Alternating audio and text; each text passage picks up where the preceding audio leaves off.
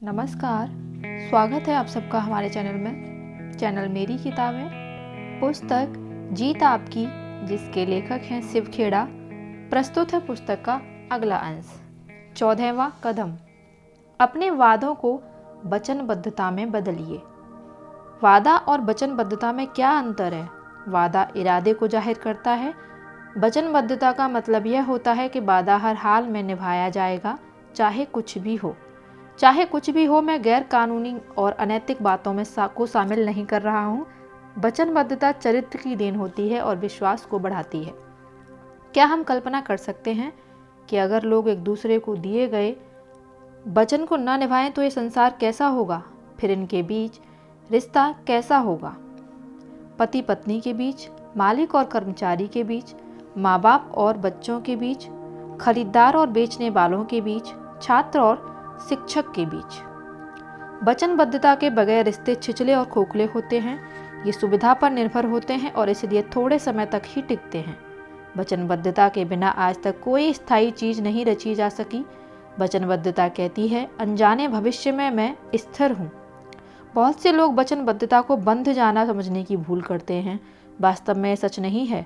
वचनबद्धता हमारी आज़ादी नहीं छीनती, वास्तव में यह हमको और आज़ादी देती है, क्योंकि इससे हम सुरक्षित महसूस करते हैं। हमारी सबसे महत्वपूर्ण वचनबद्धता अपने मूल्यों के साथ होती है। इसीलिए यह जरूरी है कि हमारे मूल्य अच्छे हों।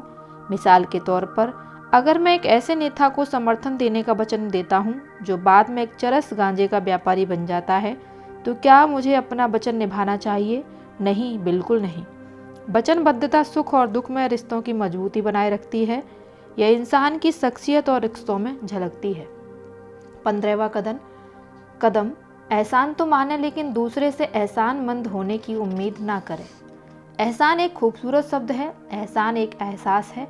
यह हमारी शख्सियत को सुधारता है और चरित्र बनाता है। एहसानमंद होने का एहसास विनम्रता से पैदा होता है। यह दूसरों के प्रति शुक्रगुजार होने का एक भाव भी है। यह भाव दूसरों के प्रति अपनाए गए हमारे नजरिए से पता चलता है और हमारे व्यवहार में झलकता है। एहसान का मतलब किसी अच्छाई का बदला चुकाना नहीं है, क्योंकि एहसान सिर्फ एक लेन देन नहीं है। दया, आपसी समझदारी और धैर्य की कीमत नहीं चुकाई जा सकती। एहसानमंद होने का एहसास हमें क्या सिखाता है?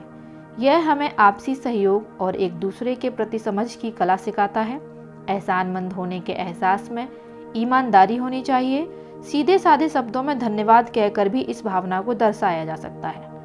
अक्सर हम लोग अपने बहुत नज़दीकी लोगों जैसे जीवन साथी, संबंधी, दोस्त का शुक्रगुजार होना भूल जाते हैं। एक सच्चे और ईमानदार इंसान का चरित्र और शख्सियत बनाने वाले गुणों में एहसानमंद होने के एहसास का दर्जा सबसे ऊंचा है।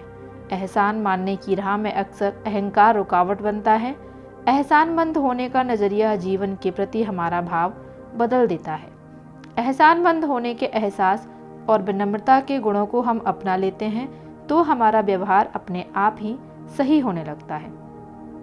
एहसानमंद होने की भावना हमारे जीने के तरीके से जाहिर होनी चाहिए। जिसका जितना भी इजहार किया जाए वह कम है।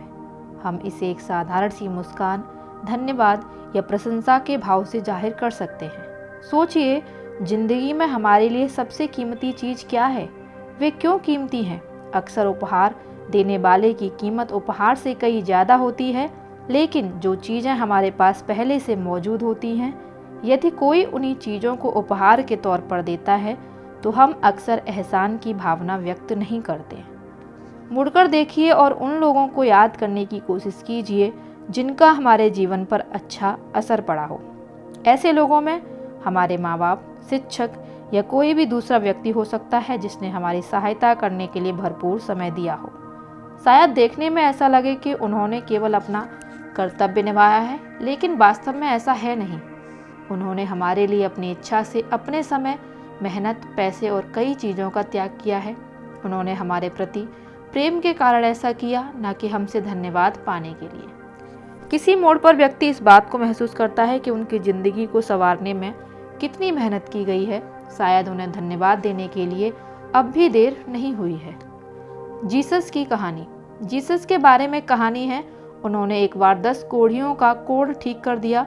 जब वे मुड़े तो सिर्फ एक को छोड़कर सब जा चुके थे। उसमें जीसस को धन्यवाद देने की विनम्रता थी। तब जीसस बोले, मैंने कुछ भी नहीं किया। इस कहानी से क्या सबक मिलता है? ज्यादातर लोग एहसान फरामोश होते हैं। एहसान मानने वाला इंसान मुश्किल से मिलता है। जीसस ने सचमुच उन्हें नया जीवन दिया और कहा, मैंने कुछ भी नहीं किया। जीसस की तरह हमें भी किसी से एहसान मानने की उम्मीद नहीं करनी चाहिए। ऊपर का उदाहरण हमारे व्यवहार और शख्सियत में कैसे लागू होता है? हम किसी को थोड़े देने के लिए रोटी कपड़ा दे देते हैं तो कहते हैं, देखो मैंने इसके लिए कितना किया। हम अपने इस परोपकार को अपने दिमाग में कितना बढ़ा चढ़ा देते हैं। हम लोगों को अक्सर ऐसी बातें कहते सुनते हैं, अगर मैं नहीं होता तो ये आदमी आज सड़क पर होता। उनमें कितना अहंकार है। संयोग से जब लोग दूसरों से काम निकालने के लिए ऐसी बातें करते हैं, संयोग से क्या आप मेरे लिए कह सकते हैं? ऐसा कहकर वे काम करने या ना करने के महत्व को कम कर देते हैं। मैंने यह पाया कि अगर हम जिंदगी में किसी के लिए कोई भी काम करते हैं तो यह संयोग से नहीं होता, बल्कि हमेशा खास तौर पर होता है। एक अच्छे इंसान के नज़रिए से देखा जाए तो वह कोई काम एहसान करने के लिए नहीं करता है। अगर दूसरे की मदद करना संभव हो और वह फिर भी न की जाए तो यह बहुत दुख की बात है। लेकिन मुझे इस बात का पक्का यकीन है कि संयोग से कुछ भी घटित नहीं होता। यह हमेशा खास तौर से घटित होता है और ऐसा मानना ही उचित है। 16वां कदम, भरोसेमंद और वफादार बने। पुरानी कहावत है, एक छटाक वफादारी एक शेर चालाकी से ज़्यादा अच्छी है। यह सर्वव्यापी और अटल नियम है। काबिलियत बहुत ज़रूरी है, लेकिन भरोसेमंद होना अनिवार्य है। अगर हमारे साथ कोई ऐसा व्यक्ति है जिसमें सारी खूबियां हैं लेकिन वह भरोसेमंद नहीं है, तो क्या हम ऐसे व्यक्ति को अपनी टीम में रखना पसंद करेंगे? नहीं, बिल्कुल नहीं। मुझे यकीन था कि तुम जरूर आओगे। बचपन के दो ऐसे दोस्त थे जो स्कूल, कॉलेज और यहाँ तक कि फौज में भी साथ ही भर्ती हुए। युद्ध छिड़ गया और दोनों एक ही यूनिट में थे। एक रात उन पर हमला हुआ, चारों तरफ गोलियां बरस रही थी।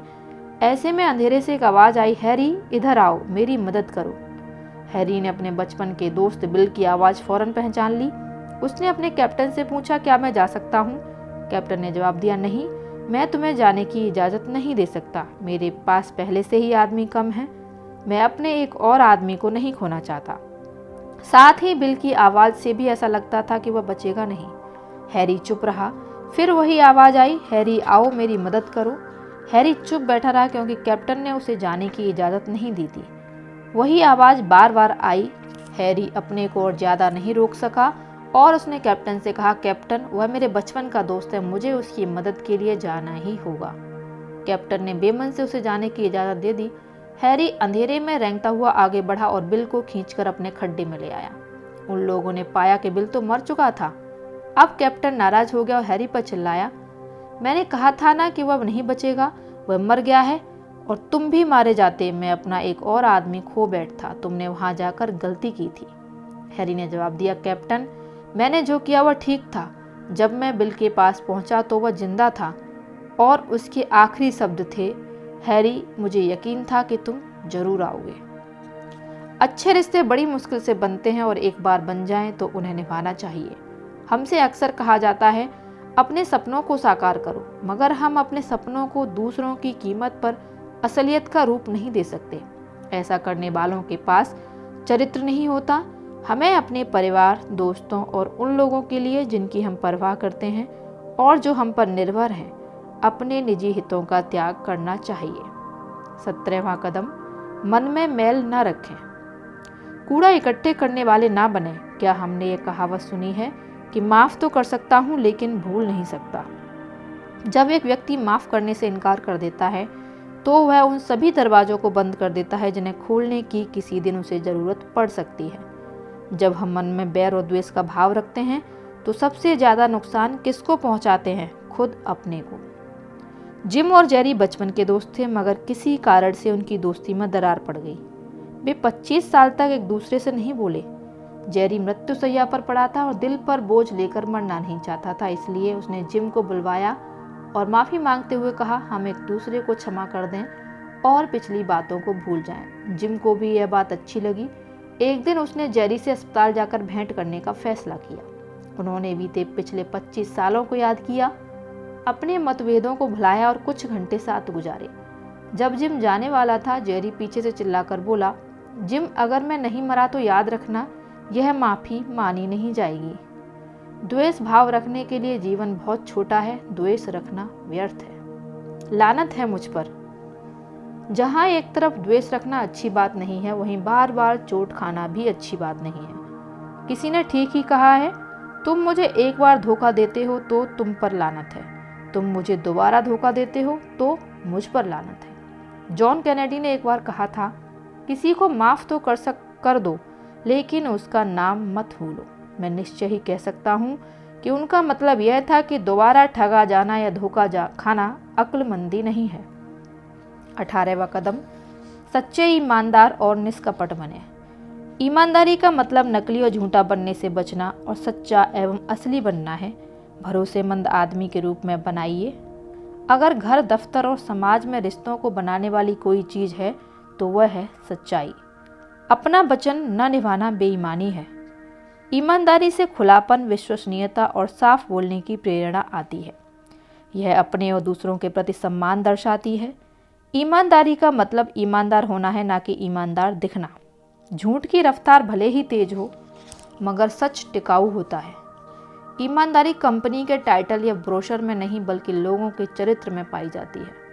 क्या अपनी ईमानदारी से समझौता करना और जीतने या आगे बढ़ने के लिए जल्दी कामयाबी दिलाने वाले गलत रास्ते चुनना उचित है? बेईमानी से जीती हुई ट्रॉफी हासिल करके क्या कोई इंसान वास्तव में खुश रह सकता है? ट्रॉफी जीतने से कई ज़्यादा महत्वपूर्ण है एक अच्छा इंसान बनना। एक सेर मक्खन। एक किसान एक बेकर को रोज एक सेर मक्खन बेचा करता था। एक दिन बेकर ने यह परखने के लिए मक्खन एक सेर है या नहीं, उसे तौलाया और पाया कि मक्खन कम था।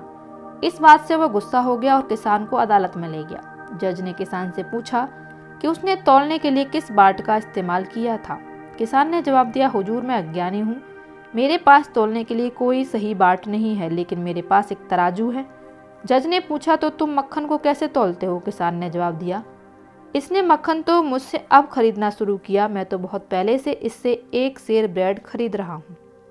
रोज सुबह जब बेकर ब्रेड लाता है तो मैं ब्रेड को बाट बनाकर बराबर का मक्खन तौल कर दे देता हूँ। अगर इसमें किसी का दोष है तो वह है बेकर का। जिंदगी में हमें वही वापस मिलता है जो हम दूसरों को देते हैं। हम जब भी कोई काम करें तो खुद से यह सवाल पूछें, क्या मुझे जो पैसा मिलता है मैं उसके बराबर की मेहनत भी कर रहा हूँ? ईमानदारी और बेईमानी एक आदत बन जाती है। कुछ लोग बेईमानी की प्रैक्टिस करते हैं और चेहरे पर जरा सी भी सिकन लाए बिना बड़ी आसानी से झूठ बोल सकते हैं। ऐसे लोग भी हैं जो इतना झूठ बोलते हैं कि सच क्या है यह भी भूल जाते हैं। मगर वे किससे धोखा दे रहे हैं? किसी और को नहीं, बल्कि खुद को। ईमानदारी तहजीब से पेश की जा सकती है। कुछ लोग निर्दयी ढंग से ईमानदार होने पर गर्व महसूस करते हैं। ऐसा लगता है कि उन्हें ईमानदारी के बजाय उस निर्दयता में ज़्यादा आनंद आता है। ईमानदारी बरतने में शब्दों के चुनाव और व्यवहार की महत्वपूर्ण भूमिका होती है। सच्चाई हमेशा आपके पसंद की नहीं होती। सच कठोर हुए बिना भी बोला जा सकता है, लेकिन ऐसा कर पाना हमेशा संभव नहीं होता। एक ईमानदार दोस्त की सबसे बड़ी जिम्मेदारी होती है कि वह सच्चा हो। कुछ लोग कड़वे सच से बचने के लिए ऐसे चापलूस दोस्तों का चुनाव करते हैं जो उनकी पसंद की बातें ही बोलते हैं। वे इस बात को अच्छी तरह जानते हैं कि उसके दोस्त सच्चे नहीं हैं, फिर भी खुद को धोखा देते हैं। सच्ची आलोचना तकलीफदेह हो सकती है। अगर हमारा परिचय बहुत सारे लोगों से हो मगर दोस्त बहुत ही कम हो, तो रुककर अपने रिश्तों को गहराई से परखें। ईमानदारी की कमी को चतुराई, जनसंपर्क और राजनीति का नाम दे दिया जाता है। क्या असलियत ऐसी ही है? झूठ बोलने के साथ सबसे बड़ी समस्या यह है कि आदमी को अपने झूठ याद रखने पड़ते हैं। ईमानदारी के लिए दृढ़ता और वचनबद्धता की जरूरत होती है। जरा सोचिए कि हम लोग इन बातों के दोषी कितनी बार रहे हैं। छोटे छोटे सफ़ेद झूठ, चापलूसी, सच्चाई छिपाना या आधा सच बोलना, चुप रहकर सबसे बड़ा झूठ बोलना। खुद को एक ईमानदार इंसान बनाएं तो आप निश्चित हो सकते हैं कि दुनिया में धूर्त आदमी कम हो गया है। Thomas Carlyle. विश्वसनीयता। उस चरवाहे लड़के की कहानी हम सभी जानते हैं जो भेड़िया आया चिल्लाता था उस लड़के ने गांव वालों को परेशान करके मजा लेने की सोची और चिल्लाया, बचाओ बचाओ भेड़िया आया। गांव वालों ने उसकी आवाज़ सुनी और बचाने दौड़े। जब वे वहां पहुंचे तो उन्होंने देखा कि वहां कोई भेड़िया नहीं था और बच्चा उन पर हंसने लगा। वे सब चले गए। अगले दिन उस लड़के ने फिर वही चाल खेली। गांव वाले फिर मदद के लिए दौड़े। एक दिन वह लड़का जब भेड़ों को चरा रहा तो उसने सचमुच एक भेड़िया देखा और मदद के लिए चिल्लाया। गांव वालों ने उस लड़के की आवाज़ तो सुनी मगर उसकी मदद के लिए कोई नहीं आया। उसने सोचा कि लड़का फिर वही चाल खेल रहा है। उन लोगों ने उस पर यकीन नहीं किया। नतीजे के तौर पर उसकी भेड़ें खाई गईं और उसका नुकसान हो गया। इस कहानी से शिक्षा मिलती है कि जब लोग झूठ बोलते हैं तो अपनी विश्वसनीयता खो देते हैं। एक बार जब वे अपनी विश्वसनीयता खो देते हैं तो सच बोलने पर भी उनका कोई विश्वास नहीं करता। एक अच्छे चरित्र का गुण है ईमानदारी। इन दो तरीकों से सच गलत ढंग से पेश किया जा सकता है, अधूरा सच बोलकर या अधूरी जानकारी देकर, सच को बढ़ा चढ़ाकर बोलकर। आधे अधूरे और गलत ढंग से पेश किए गए सच से बचें। एक नाविक 3 साल से एक ही जहाज पर काम कर रहा था। एक रात वो नशे में धुत हो गया। ऐसा पहली बार हुआ था। कैप्टन ने इस घटना को रजिस्टर में इस तरह दर्ज किया कि नाविक आज रात नशे में धुत था। नाविक ने ये बात पढ़ ली। वह जानता था कि इस एक वाक्य से उसकी नौकरी पर असर पड़ेगा, इसीलिए वह कैप्टन के पास गया, माफ़ी मांगी और कैप्टन से कहा उसने जो कुछ भी लिखा है उसमें यह भी जोड़ दे कि ऐसा 3 साल में पहली बार हुआ है, क्योंकि पूरी सच्चाई यही है। कैप्टन ने मना कर दिया और कहा मैंने जो कुछ भी रजिस्टर में दर्ज किया वही असली सच है। अगले दिन रजिस्टर भरने की बारी नाविक की थी। उसने लिखा आज की रात कैप्टन ने शराब नहीं पी। कैप्टन ने इसे पढ़ा और नाविक से कहा कि इस वाक्य को वह या तो बदल दे अथवा पूरी बात लिखने के लिए आगे कुछ और लिखे, क्योंकि जो लिखा गया था उससे जाहिर होता था कि कैप्टन हर रात शराब पीता था। नाविक ने कैप्टन से कहा उसने जो कुछ भी रजिस्टर में लिखा वही सच है। दोनों बातें सही थी, लेकिन दोनों से जो संदेश मिलता है वह एकदम भटकाने वाला है और उसमें सच्चाई की झलक नहीं है। बढ़ा चढ़ाकर कहना। सच को बढ़ा चढ़ाकर कहने से 2 बातें होती हैं। इससे हमारी बात का असर कम होता है और हमारी विश्वसनीयता घटती है। यह एक लत की तरह है, यह एक आदत बन जाती है। कुछ लोग बात को बढ़ाए चढ़ाए बिना सच कह ही नहीं पाते। निष्कपट बने। निष्कपट होना मन की एक भावना है। इसका सबूत देना मुश्किल है। मन में कोई कपट रखे बिना दूसरों की मदद करने की भावना हमें अपना लक्ष्य हासिल करने में मदद देती है। दिखावे से दूर रहें। मुसीबत में पड़े किसी दोस्त से यह पूछना काफ़ी अखरता है कि मेरे लायक कोई काम हो तो बताओ, क्योंकि ऐसा मदद करने के मकसद से नहीं बल्कि दिखावे के लिए कहा जाता है। अगर हम सचमुच मदद करना चाहते हैं तो करने लायक कोई उचित काम सोचिए और कीजिए। बहुत से लोग अपने स्वार्थ को छिपाने के लिए इंसानियत का नकाब लगा लेते हैं ताकि जब कभी उन्हें तकलीफ हो तो वे बदले में हक जताते हुए सहायता मांग सकें।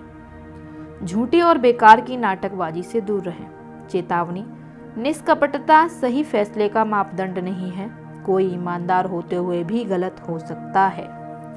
इस ऑडियो में इतना ही। मिलती हूँ अगली ऑडियो में पुस्तक के अगले भाग के साथ। तब तक के लिए धन्यवाद। आपका दिन शुभ हो।